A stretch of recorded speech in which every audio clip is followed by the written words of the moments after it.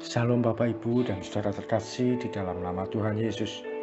Dimanapun Anda berada dan dimanapun Anda bisa mendengar rekaman ini, kita bertemu dalam program Jumpa dengan Tuhan untuk edisi hari ini. Sebagai dasar kebenaran firman Tuhan, saya akan bacakan dari Mazmur 10 ayat 14. Mazmur 10 ayat 14 firman Tuhan mengatakan, "Kepadamulah orang lemah menyerahkan diri. Untuk anak yatim, engkau menjadi penolong. Kepadamulah orang lemah menyerahkan diri. Untuk anak yatim, engkau menjadi penolong." Perhatikan ada kata untuk anak yatim engkau menjadi penolong. Mazmur ini masih ditulis oleh Daud dalam perenungannya bersama dengan Tuhan. Dia berkata untuk anak yatim. Kata anak yatim mengandung arti seorang yang fatherless atau yang hidup tanpa figur ayah. Kata anak yatim tidak semata orang yang ditinggalkan oleh ayahnya karena meninggal dunia. Ada banyak hari-hari ini anak-anak Tuhan yang hidup tanpa adanya kasih Bapa di dalam dirinya.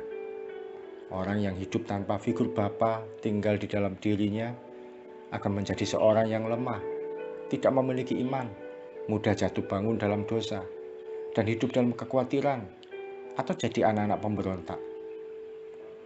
Dan ini tidak hanya terjadi pada anak-anak kecil, anak-anak muda, tapi juga bisa terjadi pada orang-orang dewasa yang sudah sekian tahun menyatakan dirinya sebagai orang Kristen. Satu kali ada seorang yang berkata pada saya, "Kalau memang Yesus itu Tuhan, buktikan bahwa saya bisa mendapatkan pekerjaan, usaha saya lancar, dan saya dapat jodoh." Bahkan dia berkata, "Tuhan Yesus itu penipu." Saya hadapi orang ini dengan tenang. Saya berkata, kalau saya punya anak, dan saya memperlakukan anak saya dengan baik, saya sediakan kebutuhannya, saya menyediakan waktu untuk dia, saya ajak main anak saya. Apakah anak tetangga boleh marah pada saya karena dia tidak saya perlakukan sama seperti pada anak saya? Demikian juga Bapa di sorga tidak akan memperlakukan yang istimewa pada orang yang belum jadi anaknya. Hari itu saya doakan pemuda ini untuk menerima Yesus sebagai juru selamat pribadi, untuk dia mengalami kasih Bapa di dalam hidupnya. Yesus Tuhan adalah Bapa kita yang dapat dipercaya. Dalam kata Bapa mengandung arti kata sumber. Dia adalah sumber berkat, sumber mujizat, sumber perlindungan, dan sumber pengharapan. Sebagaimana seorang ayah merupakan sumber nafkah, sumber perlindungan, kekuatan, dan tempat bersandar bagi anak-anaknya. Ada banyak orang hari-hari ini kehilangan kasih Bapa dalam hidupnya. Mereka hanya mengenal Kristen sebagai identitas agama. Akhirnya hanya meributkan masalah doktrin, ribut tentang Tritunggal, ribut tentang bahasa roh, ribut tentang vaksin, dan berbagai pengajaran lainnya. Ada juga yang mulai goyah imannya, sehingga bingung dengan pergumulan hidup yang dialami. Hari ini saya mau mengajak semua kita mengalami kasih Bapa dalam diri kita. Kasih Bapa yang mau menerima kita saat ditolak oleh orang lain. Kasih Bapa menyembuhkan luka hati kita dari kepahitan dan kecewa. Kasih Bapa yang akan membuat kita tegak menghadapi badai hidup yang menakutkan. Dia adalah Bapa yang baik, penuh dengan kasih karunia. Dia mau bertanggung jawab atas hidup kita. Dia masih mau menolong kesulitan kita dalam keuangan, kesulitan Anda dalam pekerjaan, atas keputusan yang harus diambil. Dia masih mau menolong Anda dan menerima saat kita terjerat dalam dosa yang tidak berujung. Jangan pernah menjauh dari Bapa Surgawi. Biarlah pelukan kasih-Nya menegakkan hidup kita dan memberikan pada kita harapan yang baru. Mari kita datang pada Tuhan. Ini kami ya Tuhan, anak-anak-Mu. Kami mau datang kepadamu. Bapa yang kami kasih, yang kami sembah di dalam nama Yesus Kristus.